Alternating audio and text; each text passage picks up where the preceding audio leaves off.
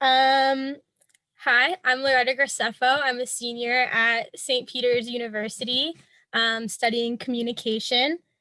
Can we start with you just stating your name and also spelling it? My name is Joe McLaughlin, right, McLaughlin. Thank you. Today is April 23rd, 2021, and we're here today to commemorate the St. Peter's University 150th St. Peter's University 150th anniversary by interviewing members of the St. Peter's community about the school's history. So welcome, and thank you for agreeing to be interviewed. So can we start with you just telling me a little bit about your childhood? All right, so I grew up in North Bergen, New Jersey, on 8th Street. And then when we were in high school, when I was in high school, we moved to 83rd Street also in North Bergen. All right. Then I went to St. Joe's Elementary School, which is in Union City. All right. So it was about 13th Street in the Union City, was about 5 or 6 blocks from my house. And then to St. Joe's, West New York, where I attended high school for 4 years. That school is no longer there, unfortunately, and neither is my grammar school. Both of them were closed, which I think seems to be the plight, right, of many Catholic schools in Hudson County, where there was a big, Irish, Italian, Polish, German population that sent their kids to these schools.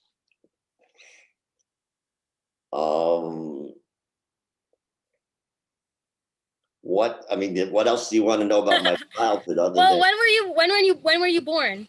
Oh, I was born on October 19th, 1952.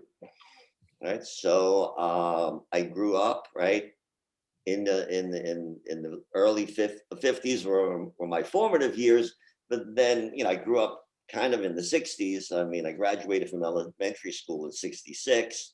So all my high school years were during the 60s, right? And so that kind of formed me and who I am, right? There was a lot of Yeah, things definitely. going on, right, during the 60s. And then I started St. Peter's in 1970. And so your dad was an alumni, right? Yeah, From 43, I think? yeah. My dad went to St. Peter's, graduated in 1943. He started in 1940, but that was during World War II. So what they did is they moved to trimesters to get Wow. the guys out earlier so they can go and fight in the war.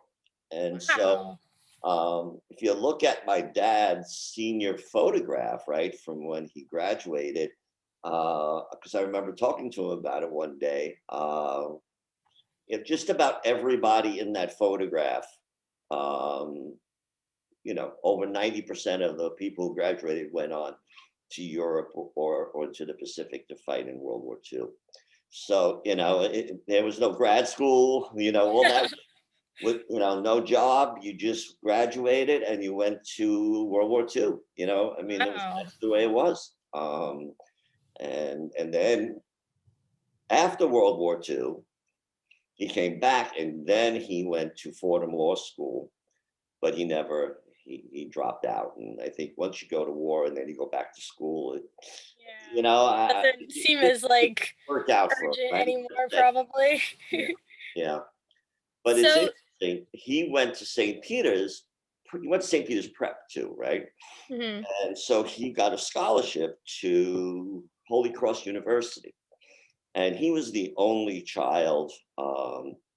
His father was the first fire chief in North Bergen, and his mom was a stay home mom, right? So when he got the scholarship to Holy Cross, she faked a heart attack.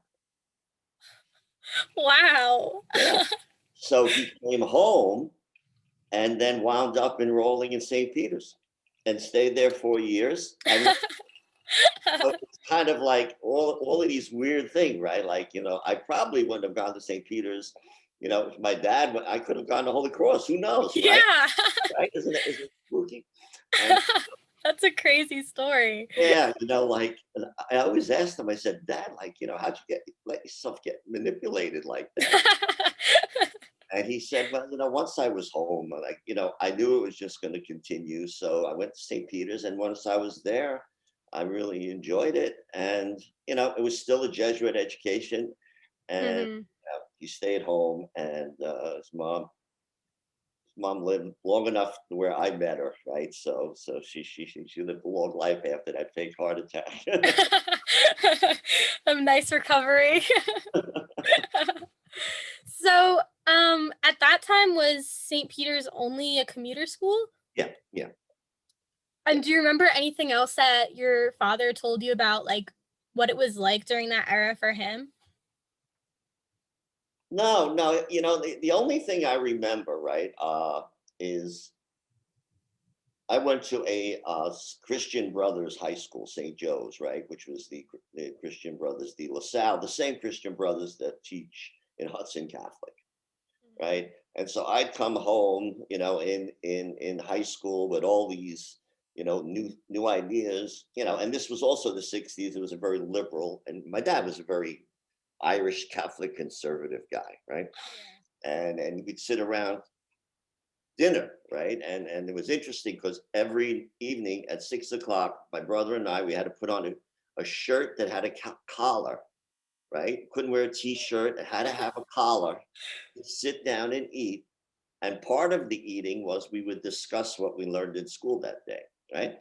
So I would, say things, I learned this. And my father would say, "Oh, no, no, no, that's wrong. The Jesuits never taught us that way," right?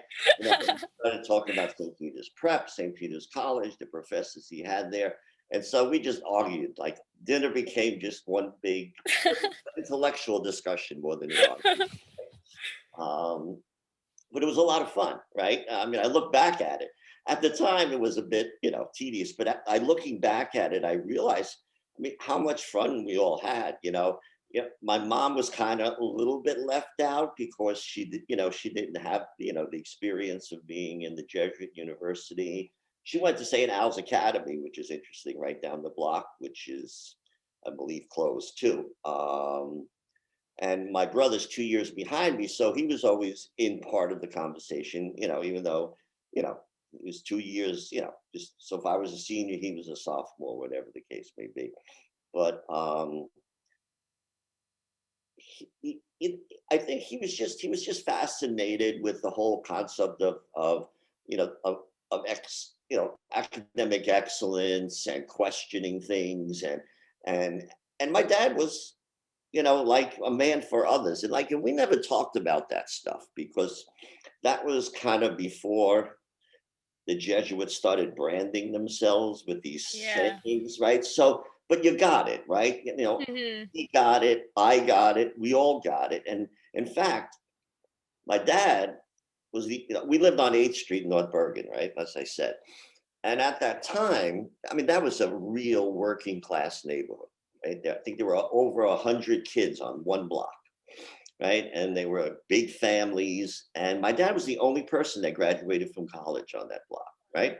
So they were working men mostly, and women were at home mostly, but there's some working women.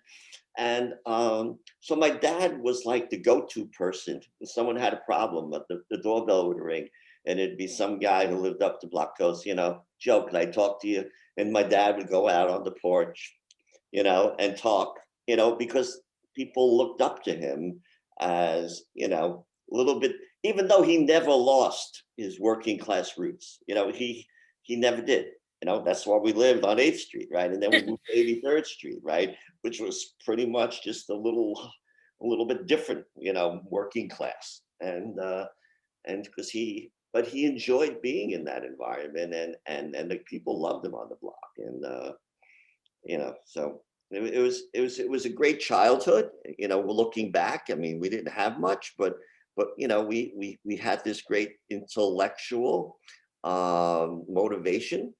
Both my mom and dad, wanted us to do well, and taught us how to be lifelong learners. Yeah, I mean, I'm sure those types of discussions at dinner definitely has something to do with you becoming a professor. Yeah, partly, right?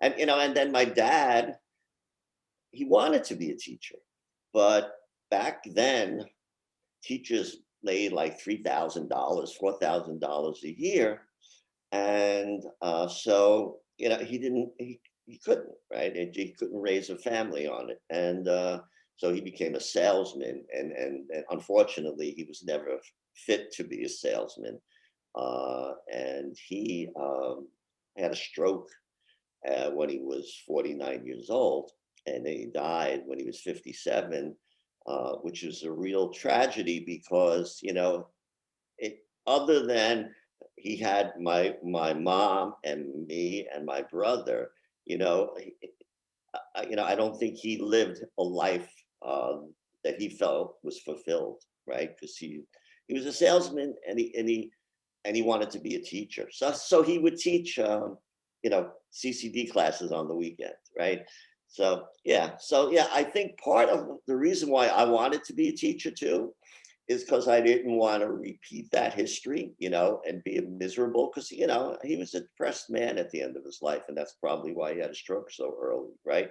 He, yeah, he was a depressed guy because he knew he wasn't using his gifts in the way that it was intended, and so yeah, so I don't know if the conversations exactly were, but his watching him, especially after he had the stroke, because he lived, about 8 years later, and he was disabled, right? He couldn't do the things that he did before the stroke, and convinced me that I'm going to pursue something that I love, regardless of the financial reward in it, right?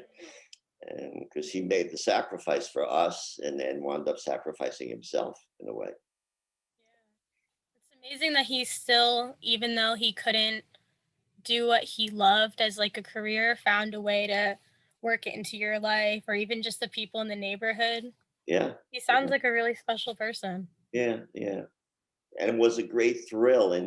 In 1993? Yeah, that was his 50th anniversary, right? Would have been, well, it was his 50th anniversary of graduating, right? And so in 93, I was the director of the graduate program here, right? And so at graduation, I would announce the names of the graduate students on stage.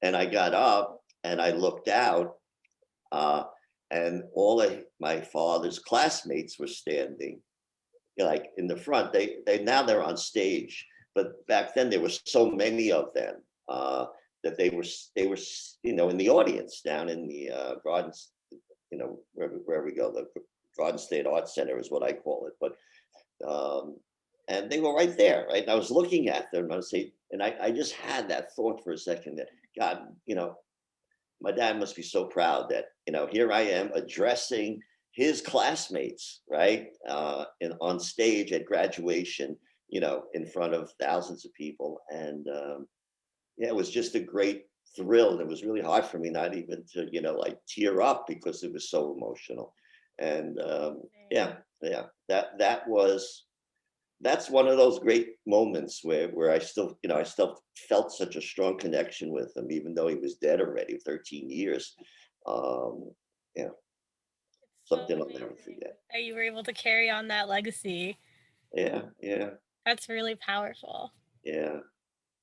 So, when did you decide, or what made you want to go to St. Peter's? You know, it's such an interesting question because it's the only school I applied to. Me too.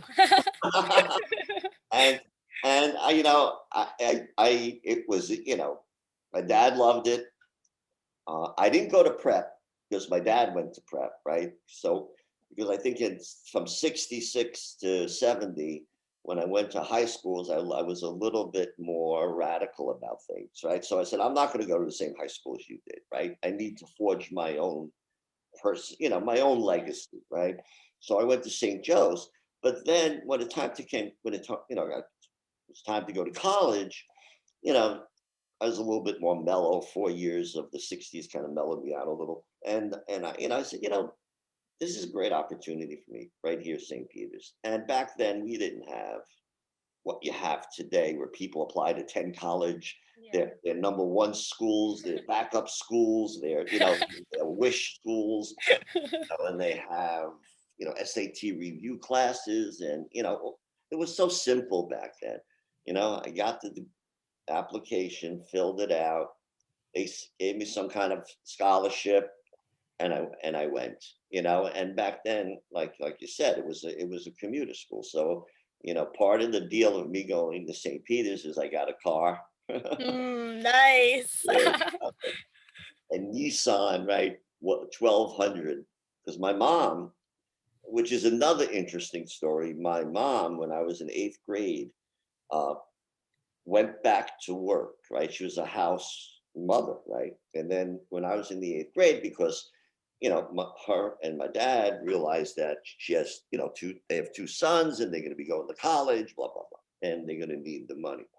And Hmm. so she went back to work, and she became a secretary at Nissan Motors, right? And so that's when I was in eighth grade. By the time I was in college, she was the first female executive in Nissan Wow. Motors in the whole country. Yeah, That's amazing. yeah. So we always drove Datsuns, what they were called back then, and then Nissan. So she was able to get a real good deal on this brand new Nissan. And so I would just drive it down Kennedy Boulevard and go to St. Peter's um, for 2.5 years. And then my dad got sick. And so I had to quit because my brother was starting, it was his first semester at Rutgers. So Hmm. now there was two of us in college. My dad had a stroke, and it was obvious once he had it that he was never going to be able to go to work again. So I took a leave of absence from St. Peter's in,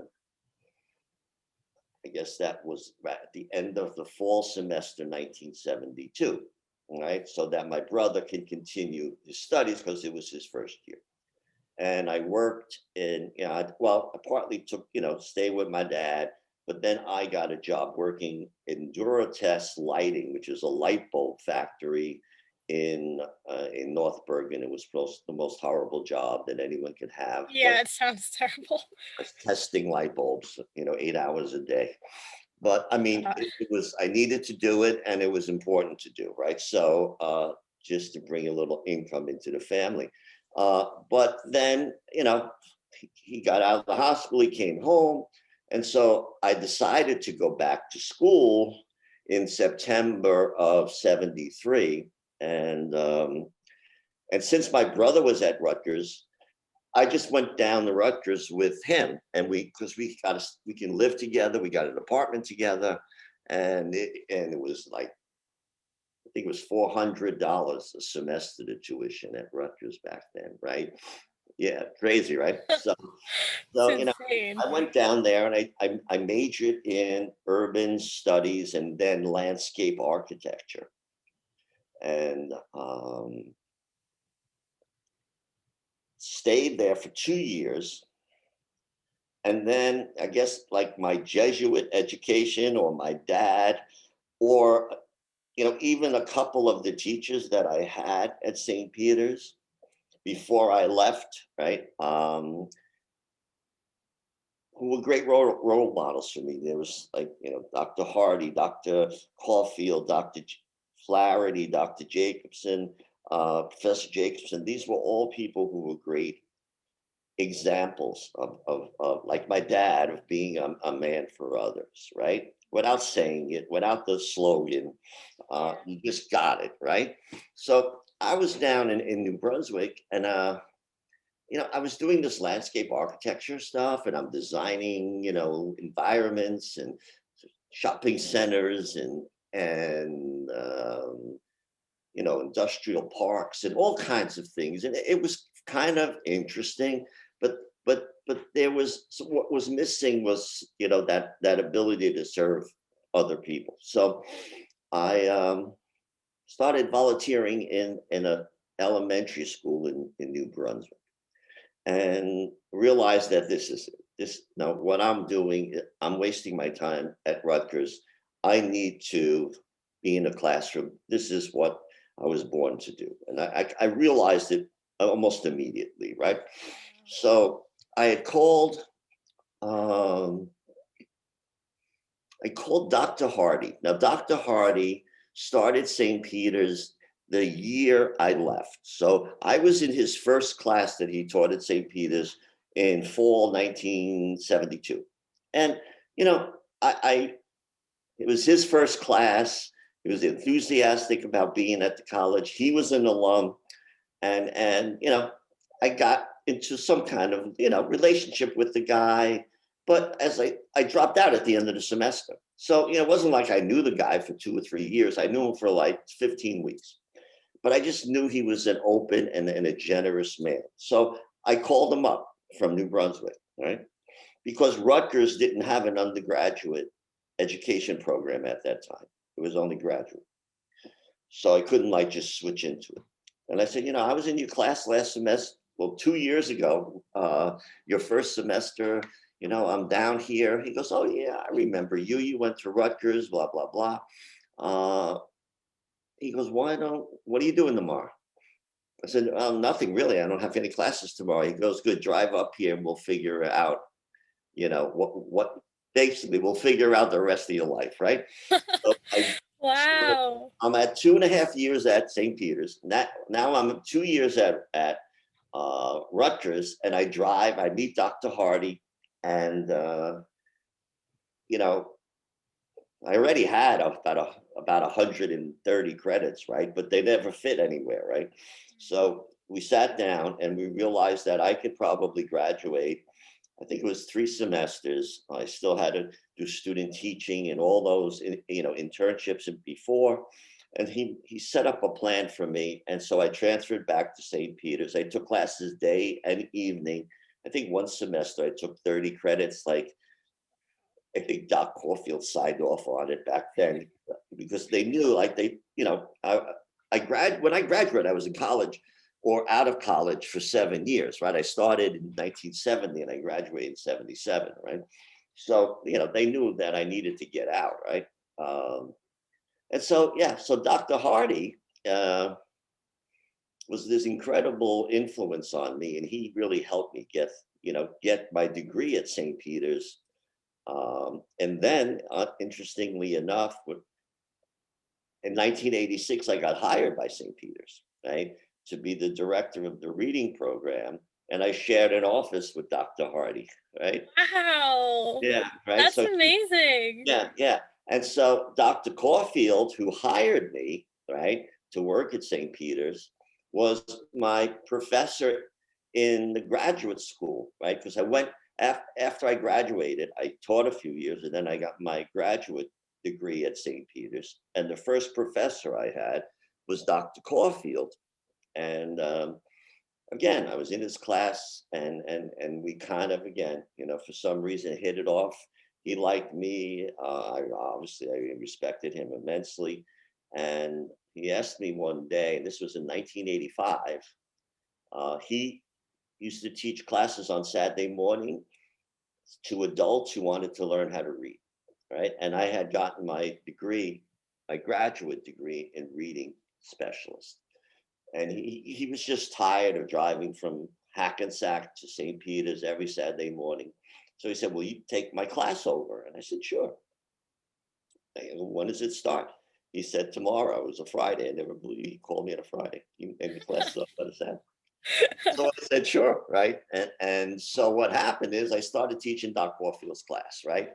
And then a year later, an opening came up at the college, and he called me. He said, you should apply for this job. I applied for it, and then Dr. Hardy and Dr. Caulfield and Jim Jacobson were on the committee, right, to hire someone. And Doc said, well, we got to hire this guy and I found out the reason why he liked me, because I took the job without asking him how much money is it, and Mhm. and not complaining that he called me a day before the class started. So I guess being naive or whatever, or was starstruck at the time. it worked to my advantage. And so in 1986, I started working at the university. So this is my, whatever that is, 35th year here, right? Wow. And so my former professors, right, became my colleagues. And at first it was awkward, right? Yeah. You can imagine, right? But then, after a few years, I really enjoyed, seeing my professors now as my peers, and yeah, we've been what, for 35 years. You know, Dr. Beauchart was teaching here. I never had him, like because she said you interviewed him the other day.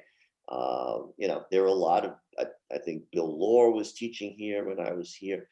So there's a lot of people that I knew as professors, and now I know as my colleagues, and so that's very rewarding as well. That's so amazing that it kind of just pulled you back. Like, Yeah, yeah. Yeah, and you know what? Dr. Hardy, he didn't even have to remember who I was. Like I said, I was in his yeah. class for 15 weeks.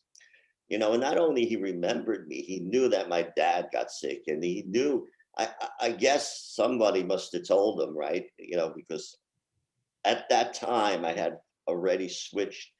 I was a chemistry major, right? My first 2 years at St. Peter's, and then I switched Wow. to education in my third year, which is the year, the half a year I dropped out. So, I guess some of my classmates must have told him, I didn't come, I'm not going back. I'm going to Rutgers. So he knew somehow. But, he just welcomed me to come back. It was like, it's like I called someone in my family, that's how open he was, and yeah, and then the rest is history, as they say, right? Wow. So what did Dr. Hardy teach? He was in the education department, right? So he taught, aims of American education, elementary curriculum. Yeah, I think the classroom that I was in with him was, probably aims of American education. Yeah. Um, and he was a graduate of St. Peter's, I think in 1963, and he had Doc Caulfield as a teacher, and Doc Caulfield hired him, right? So it's a rich tradition. What a community. Yeah, yeah, yeah.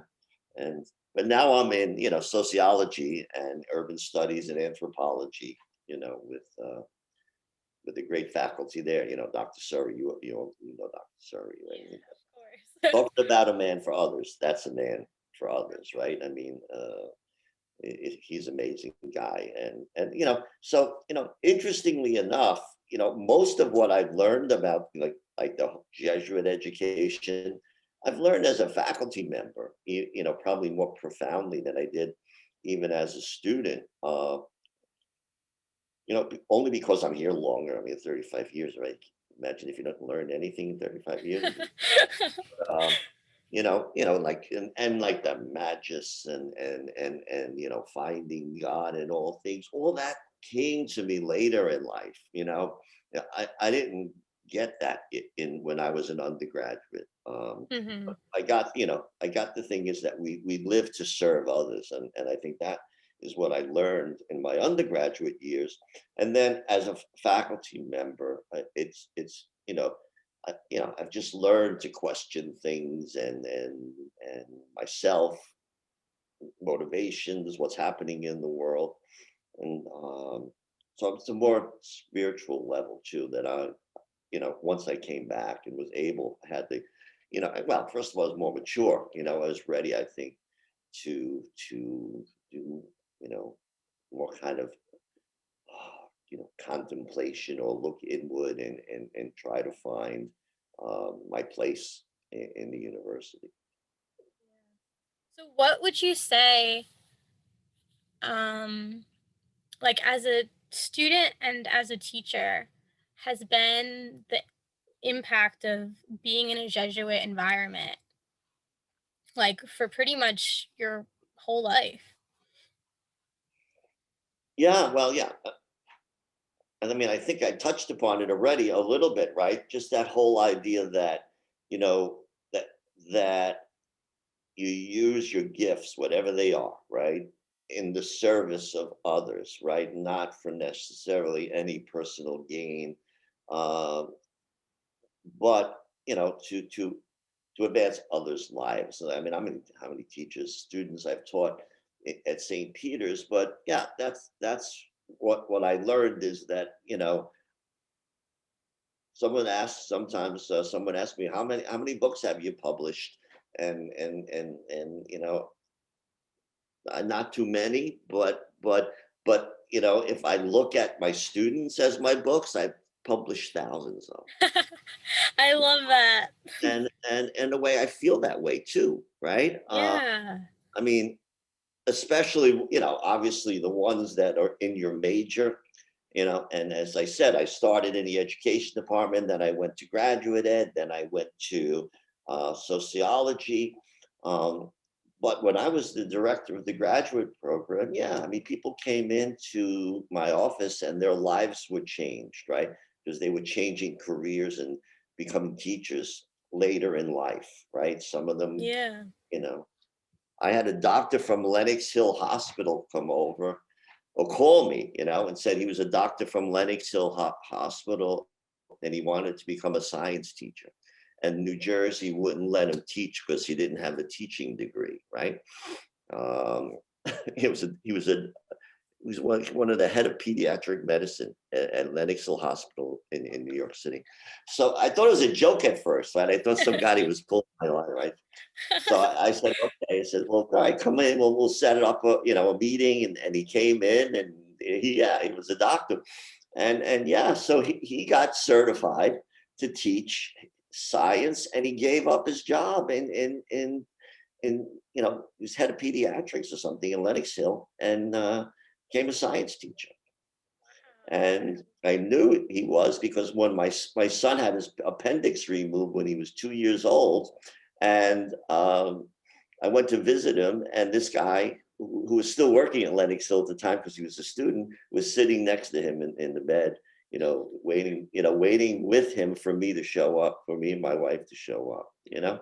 So yeah, it's amazing how many people. I had people who were in 9/11 that after their colleagues passed away and their life change came to become teachers.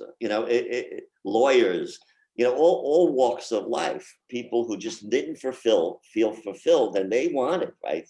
They wanted to be that person for others.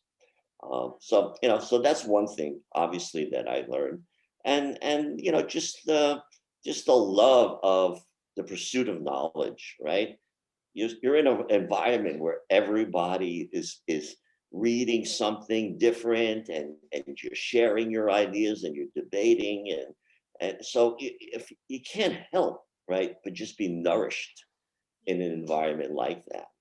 Um, Even when I read like your works, right? I remember reading, something that you read about Dr. King. Yeah, and it was amazing, right? And I remember, many times, reading something that a student wrote, and that inspired me to, pursue something that was, referenced in what the student wrote. So yeah, just being a constant learner, of constantly pursuing excellence, both spiritually, emotionally, and intellectually. And yeah, I think that's what I got out of being here for all these years. That's amazing that you're like so open to learning from students, and also just that you've helped people who were, I don't know, like in another career and realized they wanted to be a teacher. It's like kind of like what your father wanted but wasn't able to do. So the fact that you're able to help so many people do that is like so Yeah, incredible. yeah. Yeah. Listen, I've been blessed to be here for 35 years. I can't imagine being anywhere else. And obviously, it's not ideal all the time, right? Every school has its problems, and financial problems and political problems. But I mean, I can't imagine being anywhere else. And because the reward, right, obviously, and then the reward is not always in the paycheck, on the 15th of the month, there's other types of rewards, right? And Yeah. you know, and it could be and could be a letter from a student who graduated 10 years ago, right? Just thanking you, which I got like about a couple of months ago out of the blue, got a letter like that, right? So like, Wow. how much value do you put to that, right? I mean, it's priceless. Absolutely. So is it, would you say, common for you to, I don't know, maybe not keep in like regular contact, but to keep in contact with people after they graduate? Yeah, I mean, I don't have any social media, right? So I know other other colleagues of mine have like Instagram or Facebook or something. So they're in constant contact, through social media. But I don't have social media. So the contact I have, is people call me or they'll email me. So yeah, I do, have contact with students, and but it's not like that widespread that Yeah. a lot of people would have now. And I don't even know how I don't even want to get into that. Yeah, But no, no social media is a good call. But so how would you say, just from the time you were a student to now, like what have you seen or what have been the biggest changes at St. Peter's? okay, that's well, I mean, there's obviously, right, there's so many changes, right? So I guess the first big change is that this was when I was here as a commuter college, right? As I said, I drive in my car, I go to class, I get out of class, get back in my car, and go home, right? And most people did that. There was a group of kids who stayed. And for the most part, it was a community college, so it didn't have the feel, right, that the college has today, because there's now there's all these residence halls, and you have people and activities that are going into late in the evening. So that changed. When I was here, also diversity meant, whether you were from Bayonne, Hoboken, Jersey City, or West New York, right? That was the diversity. Everybody was pretty much white and pretty much Catholic, pretty much male, right? So I started in 1970, right? So, women were new to the school, so they were in the minority, right? I can't even tell you what the ratio was, but it's probably about 30% female, I guess, at that time. Wow. I was 64% female, Yeah. right? Um, so, I mean, obviously that has changed. Another thing that's changed is that I'm guessing, when I started here in 70, there had to be like 50 Jesuits here, Wow. you know? So every other class was with a Jesuit, right? All my philosophy, no, my one lay teacher, but for the most part, theology, philosophy, even a couple of my chemistry classes were taught by Jesuits. Yeah, so if you had four classes, two of them are going to be taught by Jesuits, right? Which is so much different from today, right? I mean, how many classes have you taken that was taught by a Jesuit? Um, and so, um, and just the diversity, like I said before, well, was basically just it was geographical diversity, right? There was no ethnic diversity, there was no gender diversity, and that's so much more significant today. What 82% of our students are considered, minority. Um, and when I was here, I can't even tell you. It was probably a handful. And so that's a real significant difference. Now, the reality is it's not that much different, because most of the kids, even though they were predominantly white, they were also predominantly children of immigrants, right? Or grandchildren of immigrants, and they were working class, right? So they kind of shared the same values that today's students share, and St. Peter's was that same place for them.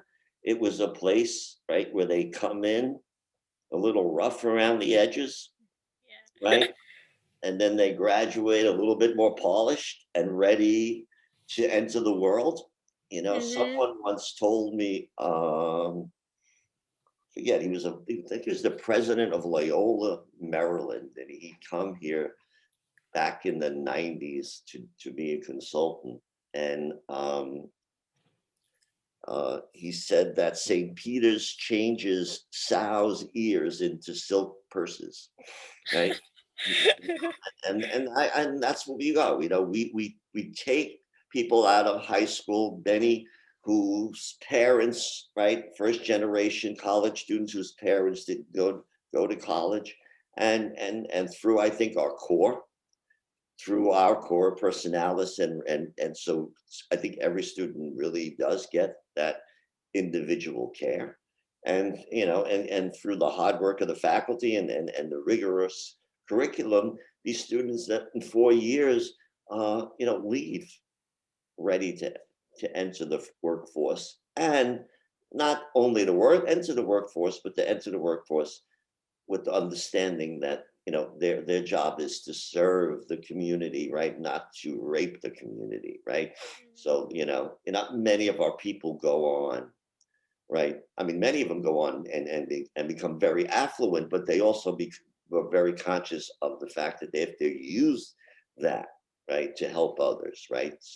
So um yeah and other differences would be what would be considered to be external but have influences, right.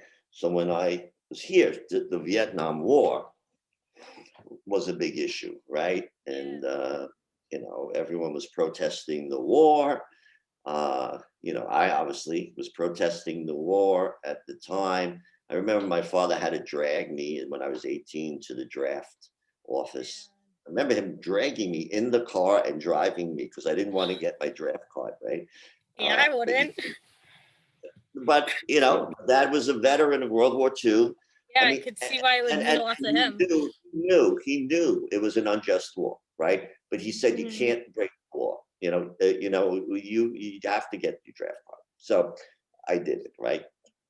Um, so but that was that time. That's what was happening, right, in American society. You had parents and their children fighting, because there are two separate sides of this issue about Vietnam. And as I said, he eventually came to understand that it was probably an unjust war and we shouldn't have been there. But that's not how it started off.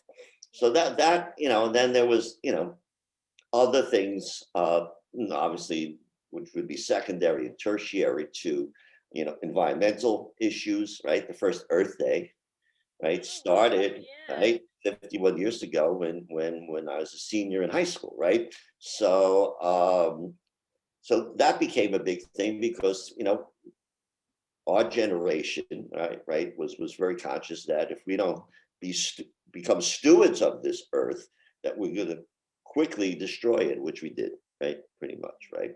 So we had Earth Day, and so that was another thing, the environmental concerns, Vietnam, and so and you see what they are today, right. You have Black Lives Matters. You have, we still are involved. We're pulling our troops out of Afghanistan, but there's wars all over the world, and no one could have, in my years at St. Peter's, have dreamt about a pandemic and how it Absolutely would not. change everything in our lives, right? Yeah. So I mean, I am so happy that I went to school when I went to school, and I'm not a student now, right? I mean, it's a lot easier being a professor, established, but to be a student now, and especially a senior, graduating into the unknown, uh, yeah. I But feel that. this has been a challenging year, I think, for all of us. For Absolutely. you know, I had to learn a whole new way of teaching, right? Um, after 35 years, after 34 years. I mean, I did, right? And I don't know how good, my students will be the judge of how good it was, and their learning will be the judge, really, more than anything. But yeah, I know, I know when I don't think anyone could have dreamt, right? Definitely not. Remember last March, we were closing classes, and we'll probably, be back in a week or two, or right. That's crazy to think about. They were like, see you in 2 weeks. Yeah, right. That's what everyone thought. Great. We got a great 2-week vacation, and then we'll come back, and then we never came back. Yeah, wow. Yeah, that's crazy to think about. So, during the time when you were a student, would you say that like the vast majority of students at St. Peter's were against the war? You know, that's an interesting question because I don't, I wouldn't say that the vast majority were, right? That's Uh, interesting. because you have to understand, like the makeup of the student body were mostly working class kids. They came from homes. They were conservative homes, Catholic homes. So protest was kind of a new thing then, right? Mhm. And it wasn't as widespread as it was today, and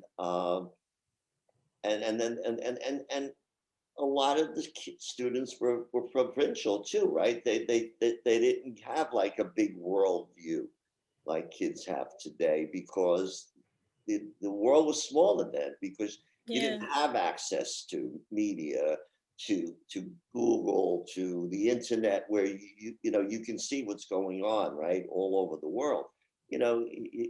But um, there were some demonstrations before I got here. I'm sure if you spoke to some other people, like in '68, they had a strike and they were protests. But I would say it was pretty split down the middle. I would say there was a lot of support from the Vietnam War. We had the ROTC here too, right? Wow. And I think around '68, it was mandatory up, I believe, until '68, right? And I got here in '70. So when I got here, it wasn't mandatory. But at the same time, when I got here in '70, there were many guys, mostly, right? Because it wasn't open to women yet. There were many guys in the ROTC, right? Um, but I think by the middle of the '70s, right, pretty much everyone was against the war, right? Yeah, But early on, like that makes sense. 69, 70, 71, it was pretty mixed, right? Depending on your background. Uh, So was the ROTC not being mandatory anymore, like a result of it was a result of a student input or? student strike, yeah. Wow. That So was were in, you there that for was that? that was in, I think it was '68, but or '69, but it was before I got here, right? But that Mhm. was a big time of social unrest, and yeah, I think that was one of the results of the outcome of that strike, was that they'd still have it, but it wasn't mandatory, which I think was a good move, right? And and then it stayed. I mean, I'm trying to remember when it ended. I was teaching here; there was still ROTC, right? Because Wow. I didn't realize it was that long. yeah, maybe around early '90s. And then they had a partnership program with Seton Hall, because kids would show up in my class with uniforms on, because then they Wow. were going to Seton Hall to do their training. They'd come in the morning to take classes, and then it was open to women there, because there were a few women that I remember being in the ROTC in say late '80s, early '90s. Mhm. And I'm not That's a really interesting. I'm not an expert on that, so don't hold me to those dates. So Even though was there demonstrations while you were there? not many. Nah, it really wasn't that kind of an environment, Mhm. Um, mainly because no one lived here, Hmm, yeah. That makes right? sense. And also because a lot of people had to work, right? Mhm. So people just studied, went to work. I mean, there were small demonstrations and discussions and things like that, but not like you would see at Columbia or Yeah. Rutgers even, because that was the one thing I noticed when I went to Rutgers, um, from St. Peter's, how much more radicalized their student body was compared to St. Peter's at the time, you know. Yeah. And obviously that's changed, I think, today, right? I think, um, you know, we do a lot of things here through social justice and other programs. There's a lot of opportunities for students to get involved in social protest or in just social and just service, right? So Yeah. that's much Yeah. different than it was. Yeah, that's much different than it was back then. That's so interesting. I think a lot of times people think that like every student back then or every university back then was kind of like a hotbed of like protests. Yeah, yeah, no, no. I mean, I think St. Peter's at the end of the 60s was, and then it kind of slowed down in the 70s. When I got here, I can't remember any protests. Wow. Yeah, I mean, and I think even today, that's definitely like a small, dedicated group of yeah, yeah, students who do protests, but it's definitely kind of the same thing where people work, yeah, a lot of people commute. So yeah. it's not exactly the same as the big schools. Um, so my last question is, why is St. Peter's University um just important as like an institution of learning Well, throughout history and today? yeah, I mean, I think we've touched upon that a little bit. Is because we serve. I think we serve a very important community, right? In Yeah. Hudson County. Um, when I was here, they were first generation college students. They're continuing to be first generation college students. We bring people into, from wherever they are, right, and educate them to be, all the things we talked about, men and women for others, to be lifelong learners, to see God in all things, all of these things, and so that they can go out and become good citizens and become good workers and good husbands and wives and partners and in life with other people, right? Um, Hmm. and I really believe a lot of it has to do with our core curriculum. I know a lot of people think it's too big, and there's just too many courses, but I really do believe that that is part of the process, right? It brings, all of the past to the present, and a lot of our students, really are enlightened and made better, right, by this journey that they take through the 60 credit core and whatever major they're in. And it unites us all in a way that, I could be a science major, I could be a criminal justice major or a bio major, but we have the same common core of courses. Hmm. And so when you say you're a St. Peter's University student, you share something, right? You share 60 credits of the liberal arts experience, regardless of what your major is. Yeah, Most schools could say that. that's so true. And I think it helps people find what they're passionate about that they might not even realize. Yeah, yeah, sure. I mean, how many Definitely. people declare a major, right, on their application, right, their first year, and by the time they're senior, they're doing something completely different, right? Yeah, I know so many people, almost everyone I know. And I think that's part of the journey, and I think that's what we understand and what we do well, is that, yeah, we guide people through this maze, and then they come out, a better person for it, and we become better people because of them, right? So it's this symbiotic relationship that takes place, you know. Yeah, that's a We're really better. beautiful way to look at it. Yeah, I mean, we're better for people like you, right? And you were lucky enough to have I'm sure, some wonderful faculty that, Definitely. right? And so, yeah, I mean, that's a great, balance, and I think that's unique to us. Yeah, Definitely. It's definitely such a unique place. It's really, it's it's not like every other school for sure. Oh, and and it's not, because I mean, you have friends go to other schools. I mean, I have a son who's graduating from Syracuse next, well, 2 weeks from now. Oh, wow. Whole different world up there. Yeah, I can And there's imagine. nothing, you can't even compare them, right? No. Um, and you know, obviously, there's a lot more students there, or even Rutgers place, but I don't think many schools you're going to get that kind of personal care. You're going to know your Mhm. teachers as instructors as well, that the instructors know their students as well as here, right? Or get that Yeah. concern for each other, right? I think it's genuine. Yeah, I think people genuinely like each other in the classroom. Yeah, absolutely. I mean, how many people would have a professor call them up after years and be like, "Come back, I'll help you." Yeah, right. As I That's said, yeah, amazing.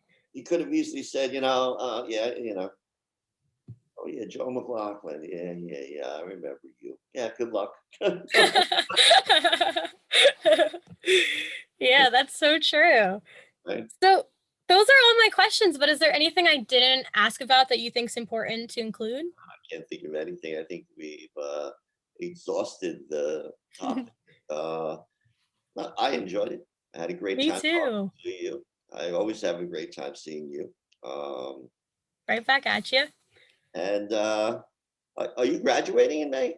Yeah, Oh, it's oh, crazy. that's crazy. So your whole senior year, like you don't have any contact with any of your classmates, right? No. Yeah, it's crazy. It feels like I graduated 2 years ago, kind of. Yeah, yeah. That's so sad. But anyway, and I guess I'll see you at the virtual graduation then. Yeah. And I'll probably be around because, my dad. Yeah, yeah, that's true. All right. Well, Thank you so much. all I right. really, really appreciate it. All right. Me too. Have a good weekend. You too.